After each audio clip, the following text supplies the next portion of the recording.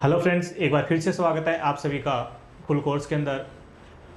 अश्कों में हुस्न और रंग समोता रहा हूँ मैं, अश्कों में हुस्न और रंग समोता रहा हूँ मैं, दामन किसी और का थाम के रोता रहा हूँ मैं। अब जाके निखरा है चेहरा मेरा, अब जाके निखरा है चेहरा मेरा, वर्षों इसे गेरों के यहाँ धोता रहा हूँ मैं। तो आई होप आपकी स्टडी बहुत कंटिन्यू चल रही होगी और आप अपनी तैयारी को एक हाई लेवल पे ले जाने के लिए तैयार होंगे, ताकि आने वाली जो भी एग्ज़ाम हो उसको आप नस्ते नाबूद कर सके और आपके नाम के आगे भी एक नर्सिंग ऑफिसर का ताज लग सके। चलिएगा, इसी चीज़ को हम चरितार्थ करने के लिए, सत्य में कन्वर्ट करने के लिए एक सब्जेक्ट से डील करेंगे। वो सब्जेक्ट रहेगा आपका fundamental of nursing. Basic subject है और अभी का पैटर्न देखिए एग्जाम्स का, तो हर एक एग्जाम में यहाँ से सवाल आपको मिलेंगे और इतने ज़्यादा सवाल मिलेंगे कि अकेला सब्जेक्ट ही आपके लिए बहुत अप्रोक्स 50% ये अकेला सब्जेक्ट होगा जो आपके सिलेक्शन को डिसाइड करने वाला होगा। तो चलिएगा, आज से हम स्टार्ट करते हैं आपका फंडामेंटल ऑफ नर्सिंग। टॉपिक आज हम डील करेंगे वो रहेगा आपका acid base balance and imbalance. Acid base balance and imbalance topic हमारे सामने। एसिड बेस बैलेंस और इम्बैलेंस। एसिड बोले तो आपका अम्ल, बेस बोले तो आपका क्षार। कि हमारी बॉडी के अंदर जो एसिड होता है और बेस होता है वो किस प्रकार से रेगुलेट होता है, कितने रेशियो में होता है, और जब ये बैलेंस बिगड़ जाए तो हमारी बॉडी में क्या क्या चेंजेस होते हैं, उन सबको हम आज की क्लास में और आने वाली क्लासों में कुछ क्लासों में हम डिस्कस करने वाले हैं। तो देखिएगा, टॉपिक को स्टार्ट करें तो बेसिक चीज़ से हम स्टार्ट करते हैं कि सर पहले हम ये पढ़ें कि हमारा एसिड क्या होता है और बेस क्या होता है। बजाय इसके कि हम सीधा पहुंच जाएं बैलेंस और इम्बैलेंस के, पहले हम थोड़ा सा डिस्कस करें कि एसिड एक्चुअल में होते क्या हैं और बेस क्या होते हैं। तो एसिड की बात करें तो जैसे जैसे रिसर्च चलती गई वैसे वैसे अलग अलग साइंटिस्टों ने अपनी अपनी थ्योरियां दी कि एसिड ये हो सकते हैं, ये हो सकते हैं। तो सबसे पहले हमें जब डिसाइड करना था कि एसिड क्या होते हैं, किसी साइंटिस्ट ने बताया कि एसिड वो सारी चीजें होती हैं जिनको खाने पे हमें उनका टेस्ट जो मिले, कैसा मिले, सोर मिले। ऐसी चीजें जिनको खाने पे टेस्ट उनका क्या आए, सोर आए, उन सबको हम एक कैटेगरी में रख दिया। उस कैटेगरी को हमने नाम दे दिया क्या, एसिड। जबकि हम बात करें आपका बेस को खाने के ऊपर हमें टेस्ट जो मिला, वो टेस्ट मिला कैसा, बीटर टेस्ट। बेस को जैसे ही हमने खा के देखा तो उसका टेस्ट हमें क्या मिला, बीटर टेस्ट मिला। बात समझ में आई। एसिड को खाया तो कैसा टेस्ट मिला हमें, सोर टेस्ट मिला। बेस को खाया तो हमें क्या मिला, बीटर टेस्ट मिला। सर याद कैसे करें, तो सर बी से होता आपका बेस और बी से होता आपका बीटर। बी से होता आपका क्या, बेस, और बी से होता आपका बीटर। तो जिसको खाने पे बीटर टेस्ट मिले उसका आंसर क्या हो जाएगा सर, वो होगा हमारा बेस। अब देखिएगा, हर एक चीज को हम खा नहीं सकते हैं, हाँ है ना, कि हर एक चीज़ को हम खा के पता नहीं लगा सकते हैं कि ये ऐसा ही ऐसा ही ऐसा ही होगा कि सर। कुछ एसिड ऐसे होते हैं जो हमारी बॉडी के कांटेक्ट में आए थे तो बर्न कर देते हैं। तो ऐसे एसिड को हम खा के पता लगाना थोड़ा सा मुश्किल होता है। तो फिर से समस्या आ गई कि सर जिनको खा के पता नहीं लगा सकते उनको कैसे डिसाइड करें कि एसिड है या बेस है। तो और रिसर्च चली और फिर से कोई साइंटिस्ट आए, उन्होंने क्या खोज निकाला, एक पेपर खोज निकाला। उस पेपर को बोलते हैं आपका लिटमस पेपर। किसी साइंटिस्ट ने क्या बना दिया, एक पेपर की खोज की, उस पेपर को हम बोलते हैं आपका क्या, लिटमस पेपर। जैसे ही इस लिटमस पेपर को हमने एसिड के कांटेक्ट में लाए, जैसे ही इस लिटमस पेपर को हम किसके कांटेक्ट में लाए, आपके एसिड वाले सॉल्यूशन के कांटेक्ट में लाए, तो ये लिटमस पेपर का कलर कैसा हो जाता था आपका, लिटमस पेपर का कलर हो जाता सर रेड। कैसा कलर हो जाता है, रेड हो जाता है। तो वो सारी चीज़ें या वो सारे सब्सटेंस मॉलिक्यूल्स, वो सारे सॉल्यूशंस जिनको हम लिटमस पेपर के कांटेक्ट में लाएं और लिटमस पेपर का कलर कैसा हो जाए, रेड हो जाए, वो सारी चीज़ें क्या होती हैं आपकी, एसिड होती हैं। तो सर बेस किसको बोला जाए, तो वो सारे सॉल्यूशन जिनको हम लिटमस पेपर के कांटेक्ट में लाएं, किसके कांटेक्ट में लाएं, लिटमस पेपर के कांटेक्ट में लाएं, और लिटमस पेपर के कांटेक्ट में आने पे वो चीज़ हमारी क्या बन जाए, ब्लू कलर में कन्वर्ट हो जाए। हमारा लिटमस पेपर है वो कैसा कलर का हो जाए, ब्लू कलर का हो जाए, वो क्या होगा, हमारा बेस होगा। तो सर याद कैसे करें, तो अभी हमने याद किया था कि सर बी से होता है बेस, बी से होता है बिटर और बी से होता है ब्लू। तो जिसमें बी आएगा वो सब क्या होते हैं आपके बेस। बी से होता है बेस, बी से होता है बिटर और बी से होता है ब्लू। बात समझ में? ऐसे ही रिसर्च चलती गई। बहुत दिनों बाद में कोई एक विद्वान आए। उस विद्वान ने बोला कि ठीक है भाई, कुछ चीज़ों को आप खा के पता लगा रहे हो, मान लिया, अच्छी बात है। जिनको आप खा के पता नहीं लगा रहे हो उनको आप लिटमस पेपर से पता लगा रहे हैं, ये भी मान लिया। तो विद्वान भाई साहब ने बोला कि मेरे को आप ये बताओ, जो हमारे ह्यूमन बॉडी का ब्लड होता है उसका पीएच कैसा होता है, या एसिड है या बेस है।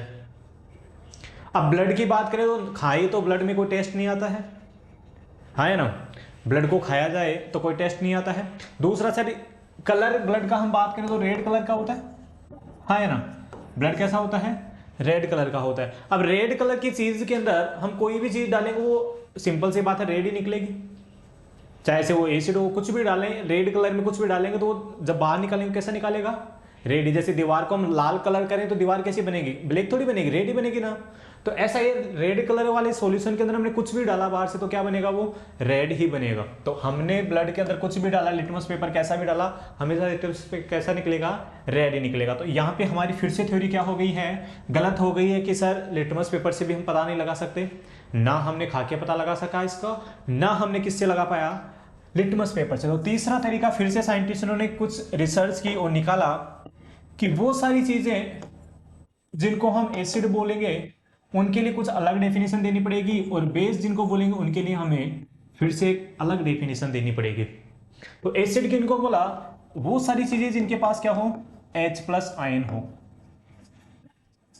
एसिड किनको बोला? वो सारी चीजें जिनके पास क्या हो? H+ आयन हो, और उन H+ को आयन को क्या कर सकें, और क्या कर सकें, उन H+ आयन को डोनेट कर सकें। वो सारी चीजें इनके पास क्या हो? H+ आयन हो, और जरूरत पड़ने पे H+ आयन को क्या कर सके? दूसरों को डोनेट कर सके। वो सब क्या होंगे? आपके एसिड होंगे। तो सर बेस क्या होंगे? बेस क्या होंगे?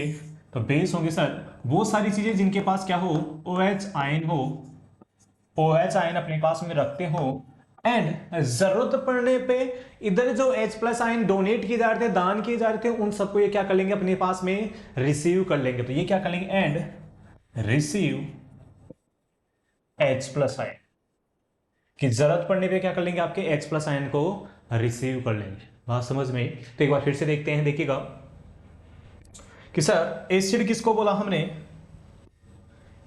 एक शॉर्ट रिव्यू हम करें तो हमने एसिड किसको बोला कि सर सबसे पहले हमने एसिड और बेस को डिवाइड किया किसके बेसिस के ऊपर?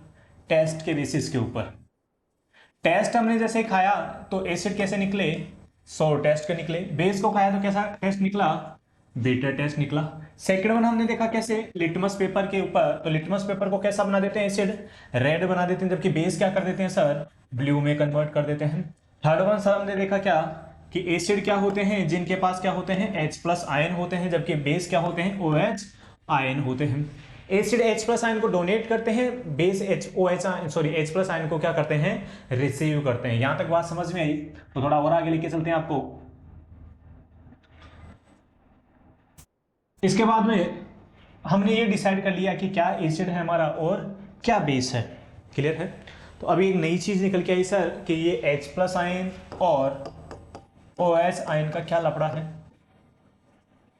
H+ आयन और OH आयन क्या होते हैं ये थोड़ा सा समझ में नहीं है, तो इसको हम डिस्कस करें उससे पहले हम थोड़ा सा डिस्कस करते हैं कि इसी बीच एक नए साइंटिस्ट आए। उन साइंटिस्ट ने क्या किया? एक स्केल बनाया। क्या बनाया? एक स्केल बनाया। उस स्केल को हम बोलते हैं आपका क्या? PH scale. एक साइंटिस्ट आए, उन्होंने क्या बनाया? एक स्केल बनाया। उस स्केल को बोला जाता है आपका पीएच स्केल। बनाने वाले साइंटिस्ट का आपको नाम याद रखना पड़ेगा। किसने बनाया?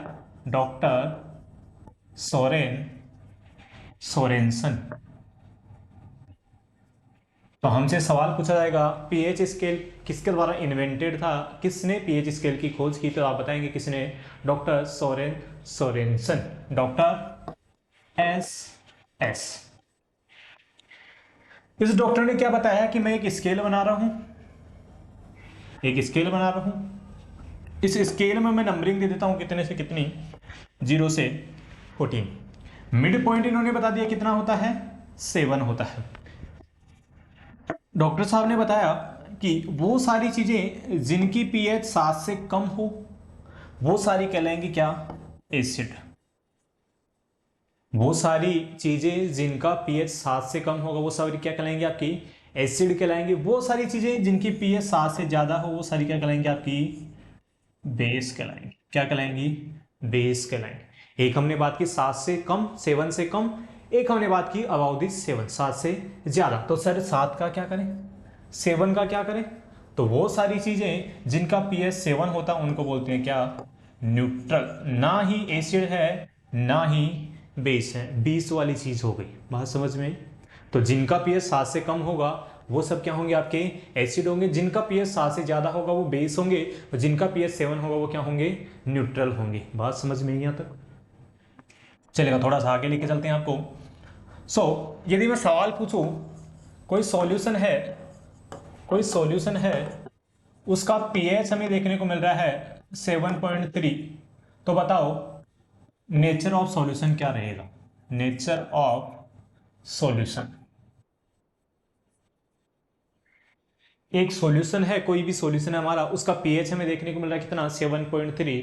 तो इस सॉल्यूशन का नेचर क्या रहेगा? ऑप्शन कुछ ऐसे होंगे हमारे पास में, एसिडिक,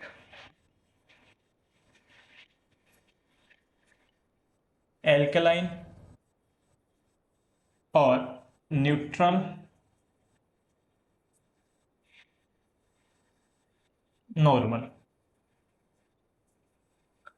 तो देखिएगा, एसिडिक, एल्कलाइन, न्यूट्रल और नॉर्मल।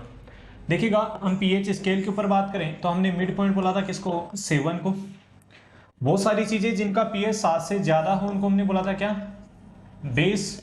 और बेस का ही दूसरा नाम क्या होता है, एल्कलाइन होता है। बेस का ही दूसरा नाम क्या होता है, एल्कलाइन होता है। तो मेरे को ये बात बताइए, 7 बड़ा होता है या 7.3 बड़ा होता है? तो सर सिंपल सी बात है, 7.3 बड़ा है। बड़ा है मतलब 7 से ज्यादा है, और 7 से ज्यादा है मतलब क्या बोल देंगे सर हम, एल्कलाइन नेचर रहेगा। बात समझ में? कैसा नेचर रहेगा, एल्कलाइन नेचर रहेगा। हम बात कर रहे थे किसकी सर, ब्लड की बात कर रहे थे। तो ब्लड में हमने H+ आयन देखे थे। ब्लड की जब हम बात करते हैं तो ब्लड का पीएच हमसे पूछा जा सकता है। तो ब्लड का पीएच होता है कितना, 7.35 से 7.45। ब्लड का पीएच कितना होता है, 7.35 से 7.45 होता है। अब एग्जाम है, कंपटीशन एग्जाम में आपसे सवाल कैसे पूछे जाएंगे, देखिएगा। कंपटीशन एग्जाम में आपसे सवाल कुछ ऐसे पूछे जाएंगे, नॉर्मल ब्लड पीएच एच, कि नॉर्मल ब्लड पीएच कितना होता है। ऑप्शन बड़े इंटरेस्टिंग देंगे जो आपने पढ़ा है बिल्कुल, 7.35, 7.40, 7.45, 7.50। अब आपने पढ़ा है बिल्कुल ऐसा ही पढ़ा है कि सर हमने अभी अभी पढ़ा है कि ब्लड का पीएच कितना होता है, 7.35 टू 7.45 होता है।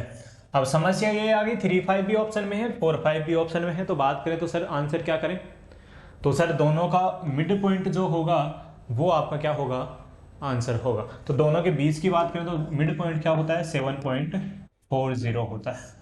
मिड पॉइंट कितना होता है, 7.40 होता है। तो एग्जैक्ट पीएच की बात करें तो 7.40 होता है। एक रेंज में बात करें ब्लड की तो कितनी पीएच होती है, 7.35 से 7.45 होती है। तो यहाँ हम आंसर क्या करेंगे, आपका ऑप्शन बी। हमारा आंसर क्या हो जाएगा, ऑप्शन बी हो जाएगा। बोलो बात समझ में आई? अरे हाँ या ना, समझ में आई?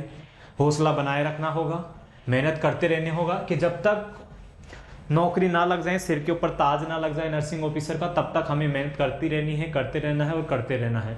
जिस दिन ताज लग जाएगा उसके बाद हम पढ़ाई से नाता तोड़ लेंगे। क्लियर है? चलेगा।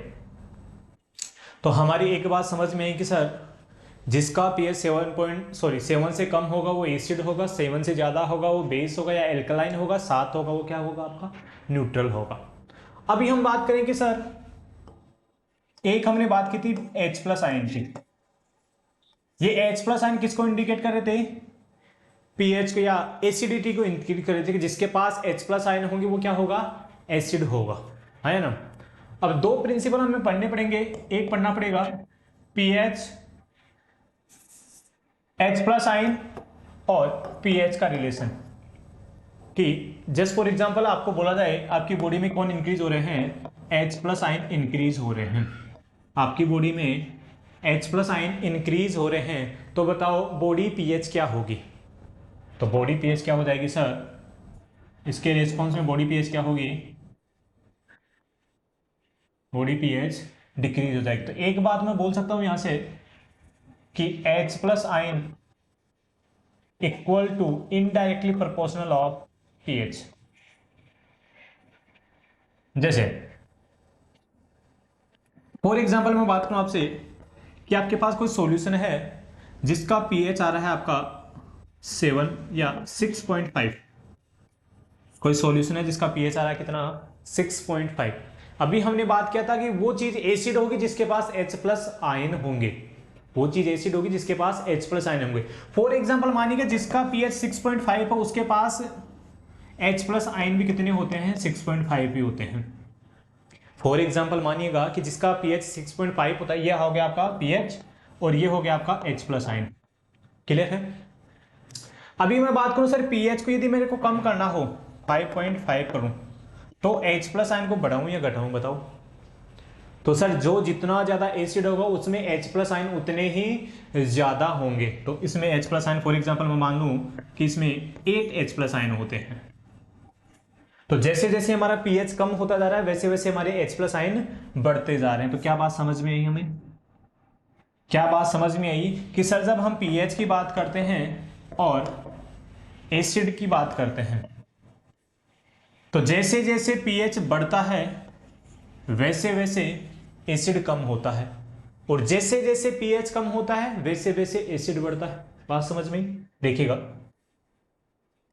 जैसे फॉर एग्जांपल पीएच आपका 5 है तो एसिड भी कितना रहेगा,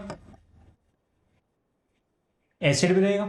लेकिन मैं बात करूं पीएच यदि 3 हो जाए तो और ज्यादा स्ट्रॉन्ग एसिड बन जाएगा, कि जितना पीएच 5 पे स्ट्रॉन्ग एसिड होता है उससे स्ट्रॉन्ग कौन होगा, 3 वाला रहेगा। यदि मैं बात करूं किसी का पीएच 1 है तो वो और ज्यादा स्ट्रॉन्ग एसिड बन जाएगा, हाँ या ना। तो जिसके पास जितना पीएच कम होगा वो उतना ही अपने आप में क्या रहता है, खतरनाक एसिड रहता है। ऐसे समझ में नहीं है तो दूसरे तरीके से हम समझ सकते हैं कि सर ये होता है हमारा पीएच स्केल, ये मिड पॉइंट होता है 7, इस 7 से जैसे जैसे नीचे जाते जाएंगे हम वैसे वैसे पीएच क्या होता जाएगा, कम होता जाएगा। और जैसे जैसे सर पीएच कम होता जाएगा वैसे वैसे कौन बनता जाएगा, स्ट्रॉन्ग एसिड बनता जाएगा। ये बात तो समझ में आई ना। जैसे जैसे हम पीएच कम करते जाएंगे वैसे वैसे हमारा एसिड क्या होता जाएगा, स्ट्रॉन्ग होता जाएगा। जैसे हम बात करें आपके स्टमक में एक एसिड होता है, स्टमक में क्या होता है, एक एसिड होता है जिसका नाम होता है क्या, HCl। HCl के पीएच की बात करें तो लगभग 1 to 3 पीएच होता है। तो बताओ ये एसिड खतरनाक है या नहीं है।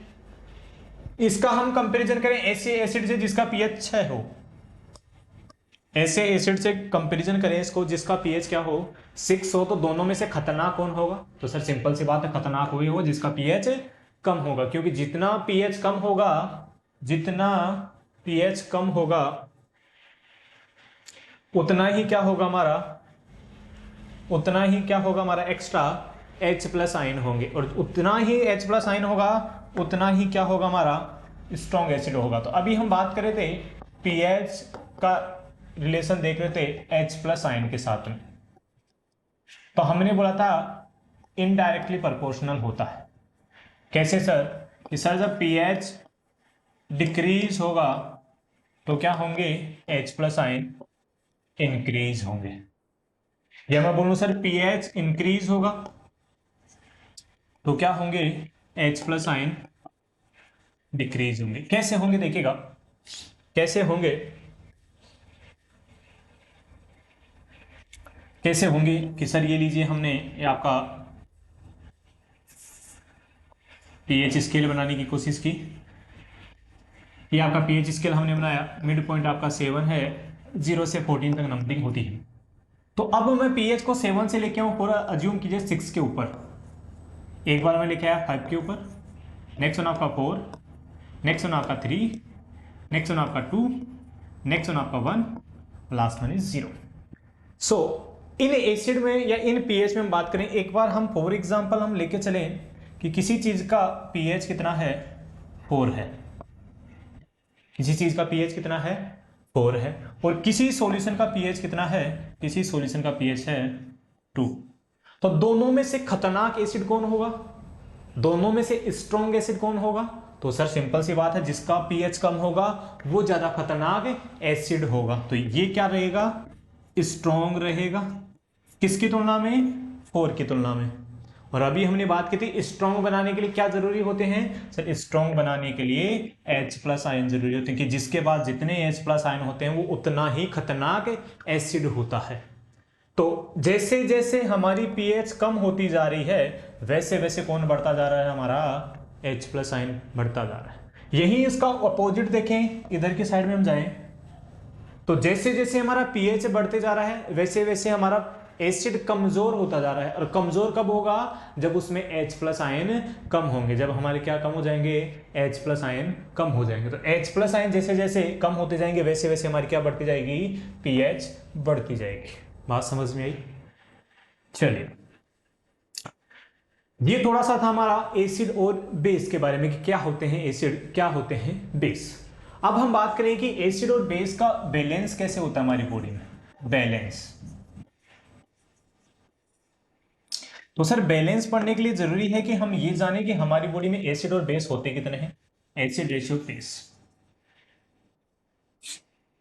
तो एसिड और बेस की बात करें तो हमारी बॉडी में जो एसिड होता है वो किसकी फॉर्म में होता है, कार्बोनिक एसिड की फॉर्म में। किसकी फॉर्म में होता है, कार्बोनिक एसिड की फॉर्म में होता है। जबकि बेस किसकी फॉर्म में होता है, बाई कार्बोनेट की फॉर्म। बेस किसकी फॉर्म में होता है, बाई कार्बोनेट। कार्बोनिक एसिड बोले तो H2CO3, फॉर्मूला क्या होता है कार्बोनिक एसिड का, H2CO3, और बाई कार्बन का फॉर्मूला क्या होता है, HCO3।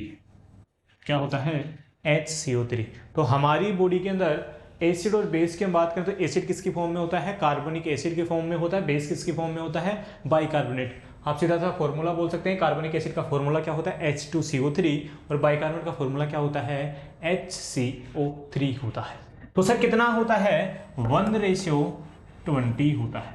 हमारी बॉडी में एसिड और बेस का रेशियो कितना होता है, 1:20 होता है। याद रहेगा, आपसे सवाल पूछा जाए कि हमारी बॉडी में एसिड और बेस का रेशियो कितना होता है तो हम बता देंगे 1:20 होता है। अब ये 1:20 ही रहे, इसके लिए हमारे कुछ ऑर्गन्स होते हैं वो काम करते हैं लगातार, क्योंकि यदि वो खराब हो जाते हैं तो रेशियो गड़बड़ा जाता है और हमारे कोई ना कोई डिसऑर्डर हो जाता है। तो ये रखने के लिए हमारी बॉडी में कौन होते हैं, कुछ ऑर्गन्स होते हैं, कुछ सिस्टम होते हैं, कुछ मैकेनिज्म होते हैं, उनको बोलते हैं आपका क्या, बफर। क्या बोलते हैं आपका, बफर सिस्टम।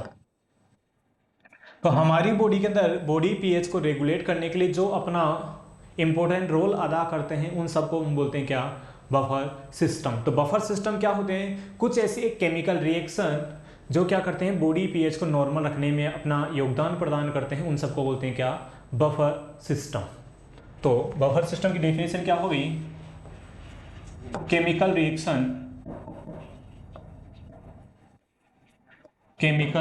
रिएक्शन या body system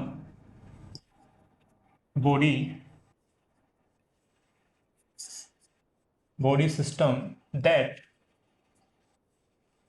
help to regulate body pH in normal range.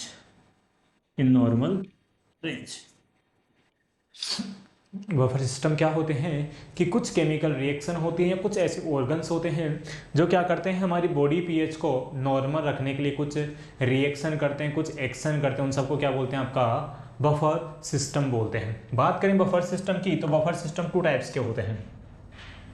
Buffer system कितने टाइप के होते हैं, 2 टाइप्स के होते हैं। First one is primary buffer system. कौन से buffer system, primary buffer system. Secondary is secondary buffer system. ऐसे बफर सिस्टम जो डायरेक्टली खुद से काम करें वो प्राइमरी होते हैं, जो किसी के ऊपर डिपेंड हो वो कहलाते हैं सेकेंडरी बफर। जैसे एक हम किसी के सीधा सीधा बंदूक निकाल दें, एक किसी के दूसरे के कंधे के ऊपर बंदूक रख के निकालते हैं, तो किसी का कंधा यूज कर रहे हैं तो वो सेकेंडरी केस बन जाता है। यही सीधा सीधा मार दे दो, जैसे किसी से लड़ाई हो गई, किसी के सीधा थप्पड़ मार दिया हमने तो हम प्राइमरी बन गए, और किसी दोस्त को बोल के उसको पिटवा दिया तो क्या बन जाएगा, वो सेकेंडरी। की दोस्त का कोई मतलब नहीं था, फिर भी उसने काम किया, हमारी मदद की। तो ऐसे ही बफर दो प्रकार के होते हैं, प्राइमरी बफर और सेकेंडरी बफर। जो खुद से काम करे वो प्राइमरी बफर है, जो किसी की सहायता से काम करे वो सेकेंडरी बफर होते हैं। तो प्राइमरी बफर की बात करें तो 4 एग्जांपल आपको याद रखने हैं। सेकेंडरी की बात करें तो 2 ऑर्गन आपको याद रखना है। सेकेंडरी की बात करें तो एक होता आपका किडनी, एक होता आपका किडनी, अच्छा सेकेंड वन आपका। तो सेकेंडरी बफर की बात करेंगे तो 2 ऑर्गन आपको याद रखने पड़ेंगे कि 2 ऑर्गन हैं जो सेकेंडरी बफर का काम करते हैं, एक आपका किडनी है, एक आपका लंग्स है। प्राइमरी बफर की बात करें तो आपको 4 एग्जांपल याद रखने पड़ेंगे। Carbonic acid, bicarbonate buffer, second one is hemoglobin buffer, third one is plasma protein buffer, last one is phosphate buffer, fourth one is phosphate buffer। तो प्राइमरी बफर के 4 एग्जांपल कौन कौन से, carbonic acid, bicarbonate buffer, haemoglobin buffer, plasma protein buffer और phosphate buffer. Secondary buffer के 2 example, एक आपका lungs, एक आपका किडनी। बात समझ में। बफर किसको बोला, वो केमिकल रिएक्शन, वो ऑर्गन जो बॉडी पीएच को नॉर्मल रखने के लिए कुछ ना कुछ योगदान देते हैं, कुछ ना कुछ हेल्प करते हैं, उन सबको क्या बोलते हैं हम, आपका बफर्स बोला जाता है। क्लियर है। अब बफर से सवाल कैसे बनेगा, पहला सवाल हमसे पूछा जाएगा मोस्ट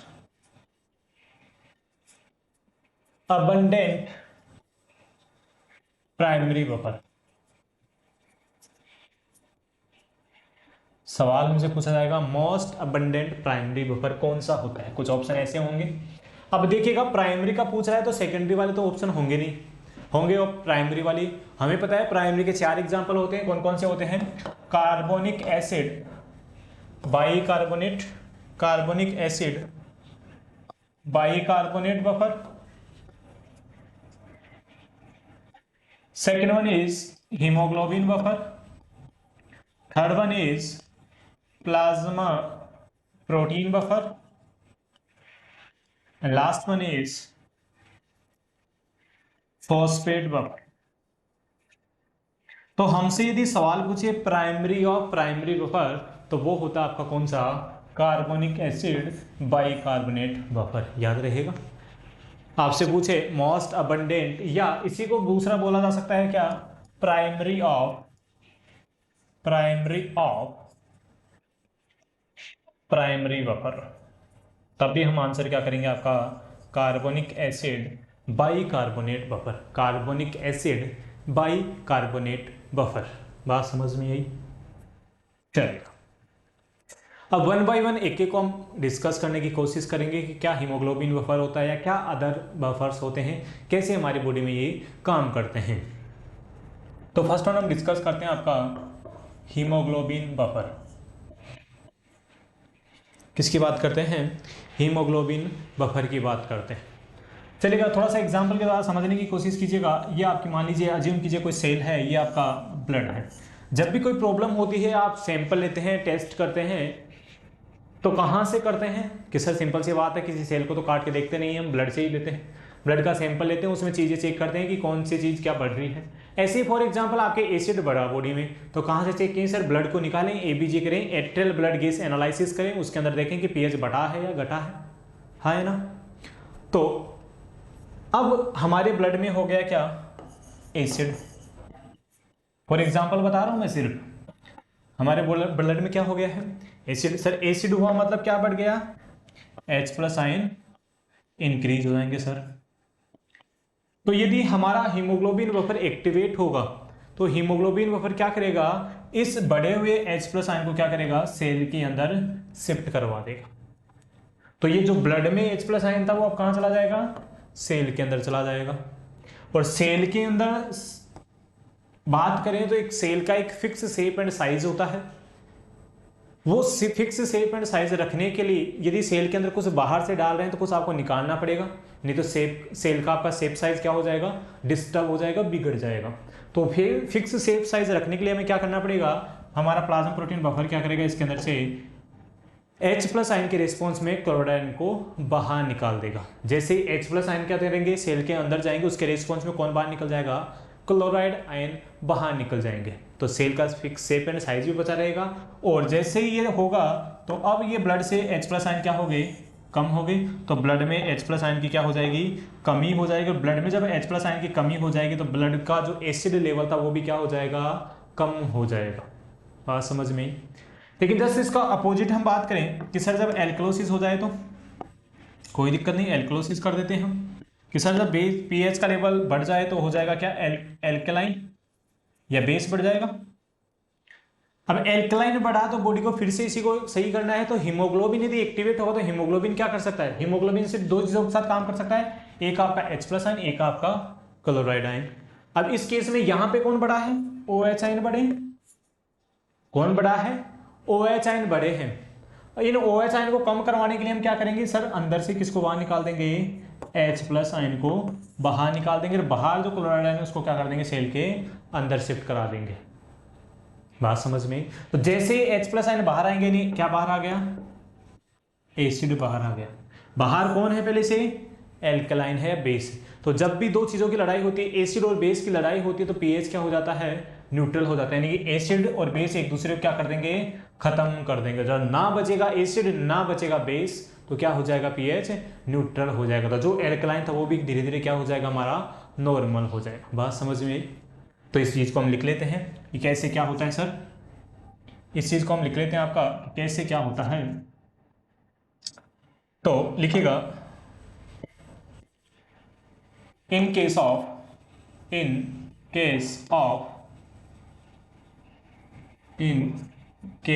ऑफ एसिडोसिस, कि क्या हुआ हमारी बॉडी में, एसिडोसिस हो गया है। तो क्या होगा कि सर आउटफ्लेक्स होगा, outflux of chloride ion and influx of H+ ion. कि सर एसिड को ठीक करने के लिए क्या होगा, H+ आयन जो बाहर है वो तो सेल के अंदर चला जाएगा, सेल में जो क्लोराइड आयन है वो बाहर आ जाएगा। फॉर एग्जांपल डायग्राम से हम समझने की कोशिश करें कि क्या होगा। तो ये हमारी सेल है, ये हमारी ब्लड वेसल्स है। तो ब्लड वेसल्स में जो H+ आयन बैठा हुआ है और सेल के अंदर कौन बैठा हुआ है, क्लोराइड आयन बैठा हुआ है। तो जैसे ही हमारा हीमोग्लोबिन बफर एक्टिवेट होगा, ये क्या करेगा, H+ आयन को पकड़ेगा और कहाँ शिफ्ट कर देगा, सेल में। तो सेल में कौन आ जाएगा, H+ आयन चला जाएगा। और क्लोराइड आयन को पकड़ेगा, कहाँ शिफ्ट कर देगा, ब्लड के अंदर। तो ब्लड में कौन आ जाएगा, क्लोराइड आयन। तो ये जो H+ आयन हमारे ब्लड के अंदर एसिड बना रहा था वो ब्लड के अंदर से क्या हो जाएगा, कम हो जाएगा। तो एसिडिटी धीरे धीरे क्या हो जाएगी, कम हो जाएगी। बात समझ में। तो यही हम बात करें in case of alkalosis, in case of alkalosis. अब ये एसिडोसिस क्या है, एल्कलोसिस क्या है, ये हम थोड़ी देर बाद में डिस्कस करेंगे। क्लियर है। तो इन केस ऑफ एल्कलोसिस, कि एल्कलोसिस हुआ है तो उसको सही कैसे करेगा हमारा हीमोग्लोबिन बफर। तो सर अभी हमने बात की है कि ये हमारी क्या है, सेल है, ये है हमारा ब्लड वेसल्स। ब्लड वेसल्स में हुआ क्या सर, तो ब्लड वेसल्स में सर कौन बड़ा, OH आयन बड़ा सर। हमारी सेल में कौन होता है सर, H+ आयन होता है। बाहर कौन है सर इस केस में, क्लोराइड आयन है। तो हमारी बॉडी क्या करेगी, हीमोग्लोबिन बफर क्या करेगा कि इस H+ आयन को पकड़ेगा और कहाँ लाके छोड़ देगा, ब्लड में लाके छोड़ देगा। तो ब्लड में कौन आ जाएंगे, H+ आयन आ जाएंगे। क्लोराइड आयन को पकड़ेगा और कहाँ शिफ्ट कर देगा, सेल के अंदर शिफ्ट कर देगा। तो क्लोराइड आयन कहाँ चले जाएंगे, सेल में चले जाएंगे। तो जैसे ये H+ आयन बाहर आएंगे तो क्या होगा, एसिड और बेस की एक दूसरे से लड़ाई होगी, झगड़ा होगा, जब जब एसिड और बेस टकराते हैं दोनों का पीएच एक दूसरे को क्या कर देते हैं, वो खत्म कर देते हैं और पीएच को क्या कर देते हैं, न्यूट्रल कर देते हैं। तो हम इसको लिख देते हैं इन केस ऑफ एल्कलोसिस क्या होगा, आउटफ्लेक्स ऑफ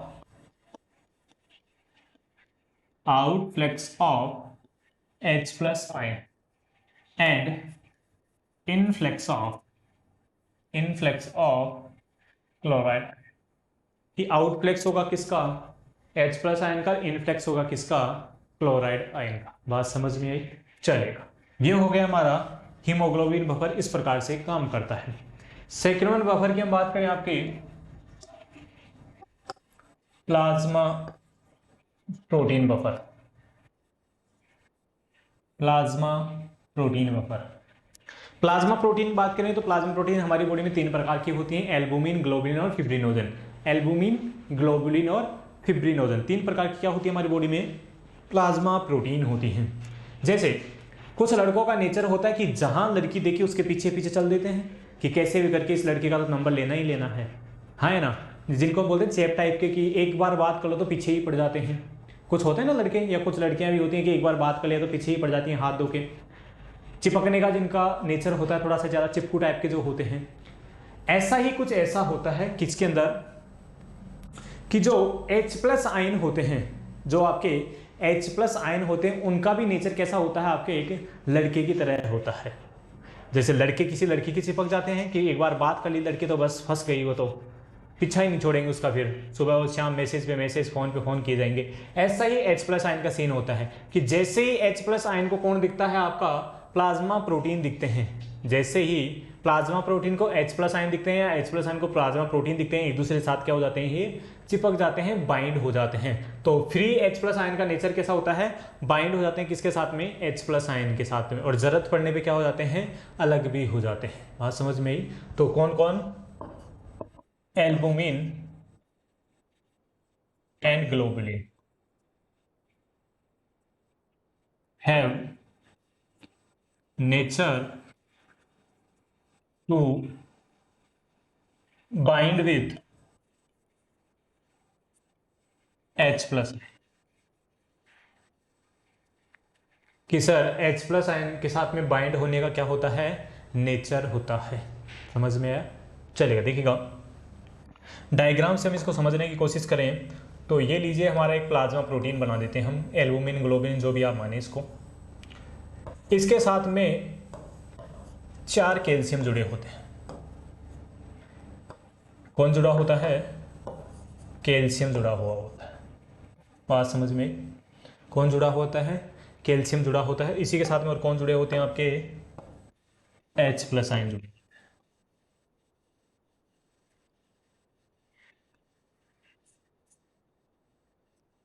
क्लियर है।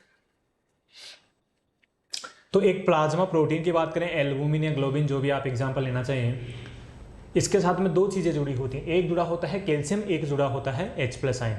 अज्यूम कीजिएगा हुआ क्या, कि सर हुआ कुछ ऐसा, ये तो नॉर्मल फिगर हमने बनाया है, हुआ कुछ ऐसा कि हमारी बॉडी में हो गया क्या, एसिडोसिस, यानी एसिड का लेवल बढ़ गया है। एसिडोसिस हुआ तो सर किसका लेवल बढ़ जाएगा, H प्लस आयन का लेवल बढ़ जाएगा। किसका लेवल बढ़ जाएगा, H प्लस आयन का लेवल बढ़ जाएगा।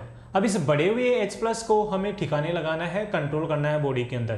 तो या तो हमारा हीमोग्लोबिन बफर काम कर दे, ठीक है, या हमारा प्लाज्मा प्रोटीन बफर काम करे, या बाकी के काम करें। तो अभी हम बात करेंगे सर प्लाज्मा प्रोटीन यदि काम करे तो कैसे काम करे।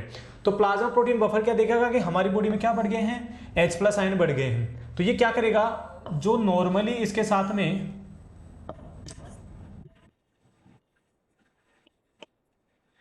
नॉर्मली जो अटैच हो रखा था H प्लस आयन, वो तो रहेगा, और यहां पे क्या अटैच हो रखा था, सर कैल्शियम। यहां नॉर्मली क्या थे, H plus ion, H plus ion और H प्लस आयन। तो अभी बॉडी में क्या बढ़े, H प्लस आयन बढ़े। तो बॉडी हमारी क्या करेगी, जो खुद के साथ में ये कैल्शियम आयन जुड़े हुए हैं, इन कैल्शियम आयन को क्या कर देगी, रिलीज कर देगी। इनकी जगह के ऊपर किसको अटैच कर लेगी, खुद से H प्लस आयन को अटैच कर लेगी। तो बताओ फ्री H प्लस आयन का लेवल कम हो गया या ज़्यादा, कि सर इससे अटैच हो गए तो क्या हो जाएंगे, कम ही हो जाएंगे। जस्ट फॉर एग्जांपल आपकी जेब में भी है 100 रुपये, कितने रुपए हैं, 100 रुपये हैं। आपके दोस्त ने आपसे मांग लिए 50 रुपये, आपने अपने दोस्त को क्या दे दिए, 50 रुपये दे दिए। तो बताओ आपकी जेब में कितने बचे, तो सर 100 तो बचेंगे नहीं, कितने बचे, 50। तो कम हुई है ज़्यादा, सर कम हो गए। ऐसा ही सीन यहाँ हुआ कि हमारी बॉडी में क्या थे, H प्लस आयन बढ़े हुए थे। इन्हें H प्लस आयन को किसने अपने पास में ले लिया, प्लाज्मा प्रोटीन ने अपने पास में ले लिया। तो प्लाज्मा प्रोटीन यदि H प्लस आयन के पास में गए तो H प्लस आयन का लेवल क्या हो जाएगा, कम। और यही हमें करवाना है, क्योंकि H प्लस आयन जैसे ही कम होंगे वैसे वैसे हमारा pH बढ़ जाएगा। हमें बढ़ाना ही है, क्योंकि अभी हमारा pH क्या हो रखा है, कम हो रखा है। बात समझ में आई क्या? तो इसको हम लिख देते हैं एक वर्ड के अंदर, in case of acidosis, in case of acidosis, H plus ion bind with plasma protein या albumin and release calcium ion। क्या होगा, H प्लस आयन बाइंड हो जाएंगे और क्या रिलीज हो जाएंगे, कैल्शियम आयन रिलीज हो जाएंगे। लेकिन सर जब बात करेंगे किसकी, एल्कलोसिस की। एल्कलोसिस मतलब सर कौन कम हो गया है, H प्लस आयन कम हो गए, OH आयन बढ़ गए हैं। तो इन OH आयन जो बढ़े हुए हैं इनको हमें फिर से क्या करना पड़ेगा, सही करना पड़ेगा। तो हमारी बॉडी में सर प्लाज्मा प्रोटीन बफर यदि काम करे तो किस प्रकार से करें, कि सर यहाँ H प्लस आयन है, ये आपका कैल्शियम है। अभी हमें बॉडी के अंदर कैल्शियम को H प्लस आयन को बढ़ाना है ताकि एल्कलोसिस को हम ठीक कर सकें। तो इस केस में हमारा बॉडी क्या करेगा कि जो खुद के साथ में ये H प्लस आयन अटैच हो रखे हैं, खुद के साथ में ये H प्लस आयन अटैच हो रखे हैं, H प्लस आयन को क्या कर देगा, रिलीज कर देगा। इनकी जगह पे किसको ऐड कर लेगा, कैल्शियम को अटैच कर लेगा। तो कितने H प्लस आयन रिलीज हो गए, 2 H प्लस आयन रिलीज हो गए। जैसे जो आपने अपने दोस्त को 50 रुपए देते, वो दोस्त अब आपको 50 के बजाय 60 रुपए वापस कर दे, तो 50 आपके पास पहले थे, 60 अब आ गए, तो टोटल कितने हो गए, 110 हो गए। तो 110 रुपए हुआ है नहीं हुआ, तो H प्लस आयन बढ़े ही नहीं बढ़े, आपके पास पैसे बढ़े कि नहीं बढ़े। ऐसे यहाँ पे भी H प्लस आयन जब से रिलीज हुए तो क्या हुए, H प्लस आयन बढ़ गए। यहाँ कौन बढ़ा हुआ था सर, OH आयन बढ़ा हुआ था। OH आयन के साथ में आके कौन मिलेगा, H प्लस आयन आके मिलेगा। जब जब एसिड और बेस की लड़ाई होती है, दोनों एक दूसरे को क्या कर देते हैं, खत्म कर देते हैं, और pH क्या हो जाता है हमारा, न्यूट्रल हो जाता है। pH क्या हो जाता है हमारा, न्यूट्रल हो जाता है। बोलो बात समझ में आई क्या? तो इसको भी हम लिख देते हैं, in case of alkalosis, release of H plus ion and bind calcium ion. बात समझ में आई? ये होता आपका क्या, प्लाज्मा प्रोटीन बफर। कौन सा बफर, प्लाज्मा प्रोटीन बफर होता है। थर्ड वन होता हमारा carbonic acid, carbonic acid bicarbonate buffer, bicarbonate buffer. Carbonic acid की बात करते हम बोलते हैं क्या, H2CO3। बाइकार्बोनेट की बात करते हम बोलते हैं क्या, HCO3। हाँ है ना। कार्बोनिक एसिड की बात करें तो इसको रेगुलेट कौन करता है हमारा, रेगुलेट करता है सर लंग्स। इसको रेगुलेट कौन करता है, लंग्स करते हैं। बाइकार्बोनेट की बात करें इसको रेगुलेट कौन करता है, हमारी किडनी रेगुलेट करती है। कौन रेगुलेट करता है, किडनी रेगुलेट करती है। कि सर लंग्स कैसे रेगुलेट करते हैं, तो लंग्स क्या करते हैं सर, H2CO3 को कौन तोड़ देते हैं, लंग्स तोड़ देते हैं। कौन तोड़ देते हैं, लंग्स तोड़ देते हैं। किस में तोड़ देते हैं सर, वो हम आगे बात करेंगे। किसकी वजह से तोड़ते हैं, एक एंजाइम होता है जिसको बोलते हैं आपका carbonic anhydrase, anhydrase. Carbonic acid को कौन तोड़ देते हैं, लंग्स तोड़ देते हैं। किसकी प्रेजेंस में, कार्बोनिक एनहाइड्रेज की प्रेजेंस में। किसके तोड़ देते हैं सर, H2O प्लस CO2। किस में तोड़ देते हैं, H2O प्लस CO2 में तोड़ देते हैं। तो H2O जो होता है हमारी बॉडी के काम आ जाता है। CO2 जो होता है हम सांसों में या ब्रीथ में या रेस्पिरेशन में क्या कर देते हैं, हम बाहर निकाल देते हैं। तो एक बात बताइए मेरे को कि इंसान से जब नई जीव का उत्पन्न होता है, इंसान के जब बच्चा होता है तो इंसान बनता है, जानवर होता है? तो सर इंसान से क्या बनता है, इंसान बनता है। भैंस से क्या बनता है सर, भैंस बनेगी। गाय से क्या बनेगा सर, गाय बनेगी। कुत्ते से क्या बनेगा सर, कुत्ता बनेगा। गधे से क्या बनेगा, गधा बनेगा। मोर से क्या जन्मेगा, मोर होगा। मुर्गी से क्या बनेगी सर, मुर्गी बनेगी। मे भी हो सकता है सर मेल फीमेल की बात अलग है। तो इंसान से क्या बनेगा, इंसान ही बनेगा। कभी ऐसा तो किसी इंसान के गाय का बच्चा हुआ हो, ऐसा नहीं होता ना। तो जिस चीज से जो बनता है वैसा ही नए जीव का आविष्कार होता है। ऐसे ही हम बात करें, यहां कौन है सर, कार्बोनिक एसिड है। ये क्या है, एसिड है। तो एसिड से हमें कुछ बनाना हो तो क्या बनेगा सर, एसिड ही बनेगा। एसिड से कुछ बनाना हो तो एसिड ही बनेगा। इंसान से कुछ बनाना हो तो इंसान ही बना सकते हैं, ऐसा थोड़ी कुत्ता बना के हम जन्म करवा दें, हाँ है ना। तो एसिड से क्या बनेगा सर, एसिड ही बनेगा। तो सर जल तो जल होता है, वाटर तो वाटर होता है, लेकिन CO2 ये क्या होता है, एक प्रकार का एसिड होता है। CO2 क्या होता है, एक प्रकार का एसिड होता है। CO2 क्या होता है, एसिड होता है। CO2 क्या होता है, एसिड होता है। जितनी बार मेरे मुख से निकलेगा CO2, आपके दिमाग में एक ही बात आनी चाहिए, क्या, acid acid acid acid acid acid. क्या, एसिड एसिड एसिड। अब बोलो तो सही, एक बार बोलो, क्या, CO2 बोले तो सर एसिड, CO2 बोले तो सर एसिड, CO2 बोले तो एसिड, CO2 बोले तो एसिड। अरे बोल रहे, तेरे से ही बोल रहा हूँ भाई। CO2 बोले तो एसिड एसिड एसिड। कैसा एसिड, वो हम आगे बात करेंगे। बात समझ में आई। तो सर जब कभी हमारी बॉडी में होता है क्या, एसिडोसिस, जब हमारी बॉडी में होता है क्या, एसिडोसिस, तो हमारी बॉडी क्या करती है, इस एसिड को बॉडी से बाहर निकाल देती है, एसिड को बॉडी से बाहर करवा देती है। जब कभी एल्कलोसिस होता है तो इस एसिड को बॉडी में रोक लिया जाता है। एसिड को क्या कर लिया जाता है, एसिड को स्टे करवा लिया जाता है बॉडी के अंदर।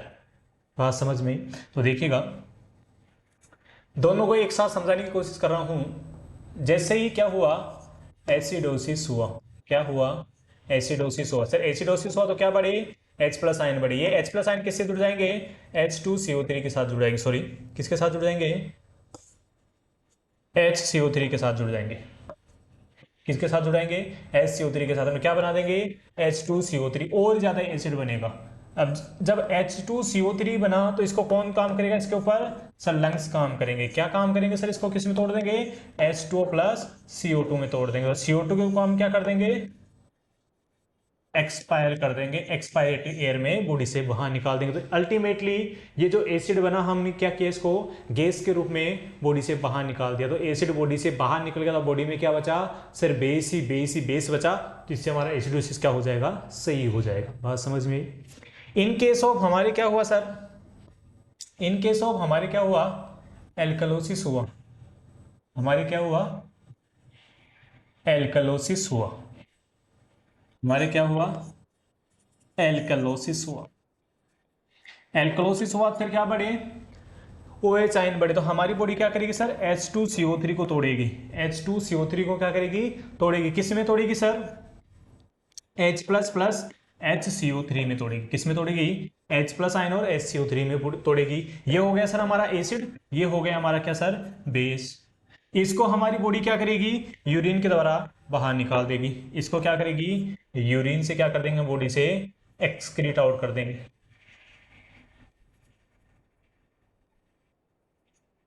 और इसका क्या करवा लेंगे सर, रीअब्जॉर्प्शन करवा लेंगे। तो हमारी बॉडी में क्या बढ़ जाएगा सर, H प्लस आयन बढ़ जाएंगे। जब H प्लस आयन बढ़ जाएंगे तो एसिड बढ़ जाएगा, तो एल्कलोसिस क्या हो जाएगा, अपने आप ही ठीक हो जाएगा। बोलो बात समझ में आई क्या, हाँ या ना। चले नेक्स्ट वन चलते हैं। ये हो गया हमारा carbonic acid bicarbonate buffer. Next one आपका होता है फॉस्फेट बफर। कौन सा बफर, फॉस्फेट बफर। तो हमारी बॉडी में दो प्रकार के फॉस्फेट होते हैं। कितने प्रकार के फॉस्फेट होते हैं, दो प्रकार के फॉस्फेट होते हैं। एक होता है mono hydrogen phosphate, mono hydrogen phosphate. एक होता है डाई हाइड्रोजन फॉस्फेट, एक होता है मोनो हाइड्रोजन फॉस्फेट, एक होता हमारा di hydrogen phosphate. Mono hydrogen phosphate बोले तो HPO4 और डाई हाइड्रोजन फॉस्फेट बोले तो H2PO4। H2PO4 क्या होता है? एक प्रकार का एसिड होता है। HPO4 क्या होता है? एक प्रकार का बेस होता है। क्लियर है? क्या होता है? एक प्रकार का एसिड होता है, एक प्रकार का बेस होता है। रेगुलेट कौन करता है सर? रेगुलेट करता है हमारा किडनी। इसको भी कौन करता है सर? किडनी। और दोनों को क्या करते हैं बॉडी? जरूरत के हिसाब से लॉस और रीअब्जॉर्प्शन। जब एसिड बढ़ेगा तो एसिड को बाहर निकाल देगी, बेस बढ़ेगा तो बेस को बाहर निकाल देगी। बात समझ में आई क्या? जैसे हमारी बॉडी में एसिडोसिस हुआ तो बॉडी क्या करेगी? H2PO4 को तोड़ के बॉडी से बाहर निकाल देगी। जब एल्कलाइन बढ़ेगा तो HPO4 को बॉडी से बाहर निकाल देगी, दूसरे वाली चीज को रोक लिया जाएगा। बात समझ में? ये था हमारा क्या? Primary buffer. प्राइमरी बफर के हमने 4 एग्जांपल देखे। Haemoglobin buffer, carbonic acid bicarbonate buffer, plasma protein buffer, phosphate buffer. Haemoglobin buffer में क्या हो रहा था कि H+ आयन का इनफ्लक्स और आउटफ्लक्स और सेल के अंदर जा रहा था, सेल के बाहर आ रहा था। दूसरा क्या था? प्लाज्मा प्रोटीन बफर की कुछ चीजों का नेचर होता है प्लाज्मा प्रोटीन से जुड़ जाने का, तो जैसे ही प्लाज्मा प्रोटीन को H+ आयन दिखते हैं अपने हाथ में बाइंड कर लेता है, जरूरत पड़ने पर उनको अपने से अलग भी कर देता है। तीसरा था कार्बोनिक एसिड और बाइकार्बोनेट बफर कि हमारी बॉडी कार्बोनिक एसिड को तोड़ देती है CO2 के फॉर्म में, CO2 एज ए एसिड हम बॉडी से बाहर निकाल देते हैं। फोर्थ वन होता है फॉस्फेट बफर कि हमारी किडनी रेगुलेट करती है, जरूरत पड़ने पे एसिड को बाहर निकाल देती है या जरूरत पड़ने पे बेस को बाहर भी निकाल सकती है। जरूरत पड़ने पे एसिड को रोक भी सकती है, जरूरत पड़ने पे बेस को रोक भी सकती है। बात समझ में आई? अब हम बात करते हैं किसकी? सेकेंडरी बफर की। सेकेंडरी बफर ऐसे बफर जो काम करने के लिए प्राइमरी बफर के ऊपर डिपेंड होते हैं, उनको बोलते हैं क्या? Secondary buffer. कौन से बफर? Secondary buffer. सोना नहीं है, बिल्कुल जागते रहना है। थोड़ा सा बोरिंग सा टॉपिक हो सकता है लेकिन फिर भी जागते रहना है। तो देखिएगा, इधर देखिएगा, देखिएगा, देखिएगा, अरे इधर ही देखो, बिल्कुल सामने देखिएगा कि सर सेकेंडरी बफर किनको बोलते हैं? ऐसे बफर जो काम करने के लिए किस पे डिपेंड होते हैं? प्राइमरी के ऊपर डिपेंड होते हैं। आपकी फोटो देखिएगा थोड़ा सा कि सेकेंडरी किनको बोलेंगे? ऐसे बफर जो काम करने के लिए किसके ऊपर डिपेंड होते हैं? प्राइमरी के ऊपर डिपेंड होते हैं। कौन कौन से होते हैं सर? 2 एग्जाम्पल हमने देखे थे। कौन? एक होता आपका लंग्स, एक होता आपका किडनी। एक होता आपका लंग्स, एक होता आपका किडनी। फर्स्ट वन बात करें सर लंग्स के बारे में। लंग्स कि सर जो लंग्स होते हैं पर डे क्या करते हैं? अब लंग्स गैस के ऊपर काम करते हैं, किडनी लिक्विड चीजों के ऊपर काम करती है। जैसे किडनी का काम है यूरिन बनाना, लंग्स का काम है गैसेस का एक्सचेंज करवाना। तो जो किडनी होगी आपकी यूरिन के द्वारा कुछ काम करेगी, जबकि लंग्स क्या होगा? गैस के रूप में कुछ काम करेगा कि इंस्पिरेशन एक्सपायरेशन के दौरान कुछ काम करेगा। बात समझ में आई? तो लंग्स की बात करूं तो मैं पर डे H+ आयन का लॉस करवाते हैं। लंग्स क्या करते हैं आपके? पर डे H+ आयन का लॉस करवाते हैं। कितना? 30,000 to 50,000 milli equivalent per day. कितना लॉस करवाते हैं? एक दिन के अंदर 30,000 से 50,000 H+ आयन का लॉस करवाते हैं। ये H+ आयन भी ऐसे सर कैसे? जो किसके फॉर्म में होते हैं? गैस के फॉर्म में। जो गैस के फॉर्म में होते हैं उनको बोलते हैं आपका क्या? Volatile H+ ion.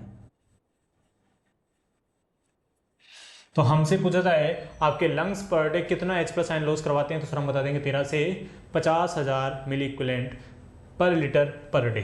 पर लीटर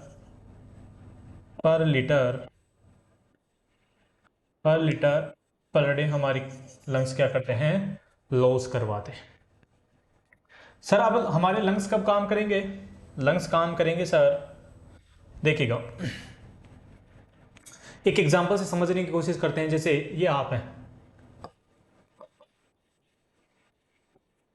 क्लियर है? अब आपको किसी को पार्टी देनी है, क्लियर है? किसी को क्या करना है? आपको पार्टी देनी है। तो पार्टी कौन देगा? आप देंगे। लेकिन सोचो आपके पास पैसे कम पड़ गए।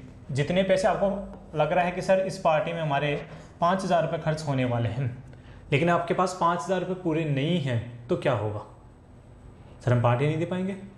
बिल्कुल पार्टी देंगे, लेकिन इस केस में क्या करेंगे, हम किसी दोस्त से पैसे उधार लेंगे और फिर उसको पार्टी देंगे, हाँ या ना?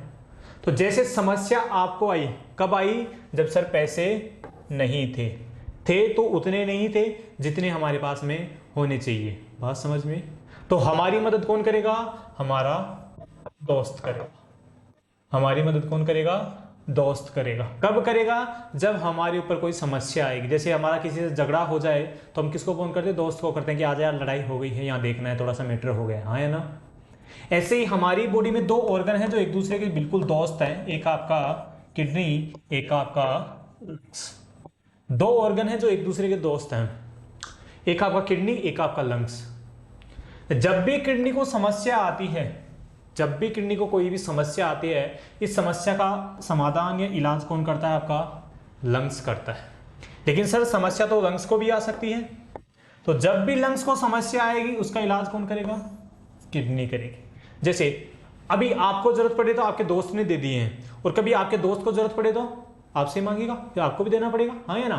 ऐसे ही जब किडनी को समस्या हो तो लंग्स सही करता है, लंग्स को समस्या हो तो किडनी सही करता है। बात समझ में आई? चलेगा।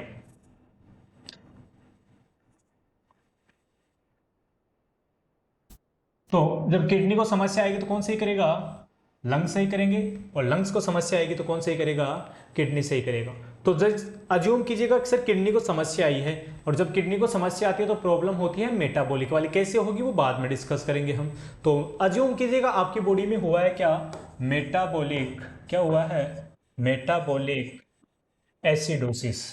क्या हुआ है? मेटाबॉलिक एसिडोसिस हुआ है। मेटाबॉलिक बोले सर किडनी की वजह से हुआ है, एसिडोसिस बोले सर एसिड का लेवल बढ़ा है। तो इसको सही कौन करे सर? सर किडनी का दोस्त करे। किडनी का दोस्त कौन?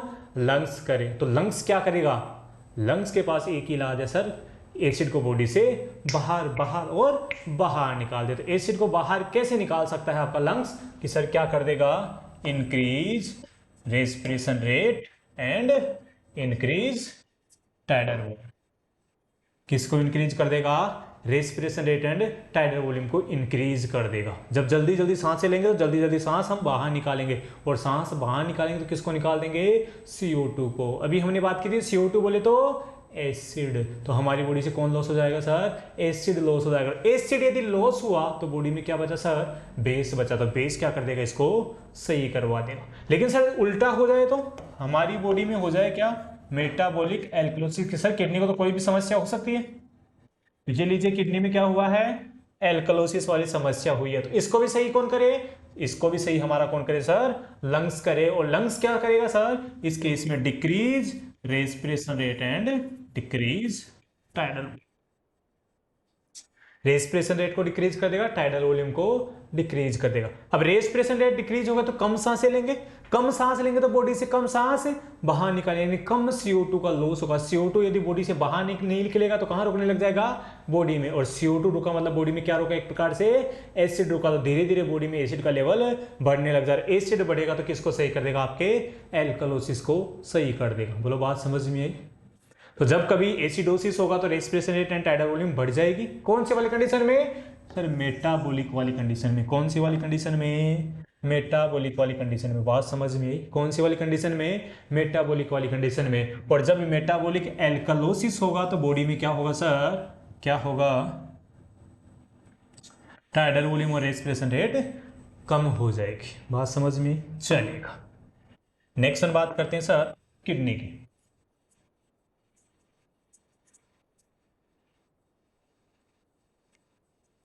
किडनी क्या करता है सर? पर डे किडनी क्या करता है? पर डे 15 टू 13 टू, या चलिए 15 टू लिख लीजिएगा, 15 टू 30 मिलीक्यूलेंट पर litre per day H+ ion का लॉस करवाती है। अब ये H+ आयन कैसे होंगे? किडनी हमें सांस तो दिलवाती नहीं है, रेस्पिरेशन तो करवाती नहीं है कि वोलेटाइल को निकाल सके। तो ये किसको निकालेगी? Non volatile. किसको बाहर निकालेगी? नॉन वोलेटाइल H+ आयन को बाहर निकालेंगे। बात समझ में आया? तो जब सर समस्या हुई लंग्स को, तो हमारी बॉडी में हो जाएगा क्या, रेस्पिरेटरी एसिडोसिस, या फिर सर हो जाएगा रेस्पिरेटरी एल्कलोसिस। अब रेस्पिरेटरी समस्या हुई, यानी समस्या किसको हुई, हमारे लंग्स को। लंग्स को समस्या है तो इसका दोस्त कौन, किडनी। तो लंग्स की समस्या का कौन खत्म करे, किडनी खत्म करे। किडनी क्या खत्म करेगी सर, क्या खत्म करेगी। अब किडनी हमें सांसें तो दिलाती नहीं है कि सांसें बढ़ा दे या घटा दे, कि CO2 से बॉडी से बाहर निकाल दे। अब समस्या जो सांस दिलवा रहा था उसमें हो गई, तो हम सांस ही नहीं ले पाएंगे, तो CO2 रुका। तो अब किडनी क्या करे कि सर H+ आयन को क्या कर देगी, लॉस करवा देगी, किसमें, बाय यूरिन। यूरिन के द्वारा क्या कर देगी सर, H+ आयन को बाहर निकाल देगी। लेकिन जब होगा सर रेस्पिरेटरी एल्कलोसिस, क्या होगा, रेस्पिरेटरी एल्कलोसिस, क्या होगा हमारी बॉडी में, रेस्पिरेटरी एल्कलोसिस। तो किसको बाहर निकाल देंगे, H+ आयन को तो रोक लेंगे, H+ आयन को क्या कर लेंगे, रीअब्जॉर्प्शन कर लेंगे, एंड लॉस किसका करवा देंगे, OH आयन का करवा देंगे। बात समझ में, ये काम कौन करता है, हमारी किडनी करती है। बात समझ में, ये काम कौन करता है, हमारी किडनी करती है। यहां तक क्लियर है? तो थोड़ा सा और आगे लेके चलते हैं हम, कि सर अभी अभी आप बात कर रहे थे, एक जगह आपने बोला वोलेटाइल H+ आयन, एक जगह बोला आपने नॉन वोलेटाइल H+ आयन। ये क्या लफड़ा है, ये थोड़ा सा समझ में नहीं आया। तो हम बात करें आपके H+ आयन की, किसकी बात करें, H+ आयन की। तो हमारी बॉडी में H+ आयन दो प्रकार के होते हैं। कितने प्रकार के H+ आयन होते हैं, दो प्रकार के H+ आयन होते हैं। एक होते हैं आपके वोलेटाइल H+ आयन, कौन से H+ ion, volatile H+ ion. एक होते हैं आपके non volatile H+ ion. Volatile बोले तो ऐसे H+ आयन जो गैस की फॉर्म में होते हैं। नॉन वोलेटाइल बोले तो ऐसे एसिड जो आपके लिक्विड फॉर्म में या सॉलिड फॉर्म में या किसी फॉर्म में है, लेकिन गैस की फॉर्म में नहीं होंगे। तो वोलेटाइल H+ आयन की बात करें तो हमारी बॉडी में होता है कौन, H2CO3 कार्बोनिक एसिड। इसको हमारे लंग्स तोड़ देते हैं किसमें, CO2+ H2O में। अभी हमने बात की थी कि हमारी बॉडी में एज ए CO2 क्या प्रेजेंट होता है, एसिड प्रेजेंट होता है। और ये बात आपको गांठ बांध लेनी है कि इससे आपके जितने भी सवाल होंगे भविष्य के, वो सारे सवाल इसी से आपके सोल्व होने वाले हैं। क्लियर है? जितने भी सवाल होंगे आपके वो इसी से सोल्व होने वाले हैं, कि जितनी बार मेरे मुख से निकलेगा CO2, उतनी बार आपके मुख से क्या निकलेगा, acid acid acid acid acid acid acid. जितनी बार मेरे मुख से निकलेगा क्या, CO2 CO2 CO2, उतनी बार आपके मुख से निकलेगा क्या, एसिड एसिड एसिड निकलेगा। बात समझ में आई? तो किसकी फॉर्म में होता है सर, एसिड की फॉर्म में होता है। यही हम नॉन वोलेटाइल के एसिड की बात करें हमारी बॉडी में तो कौन कौन से होते हैं, just for example sir, lactic acid, sir ketone bodies,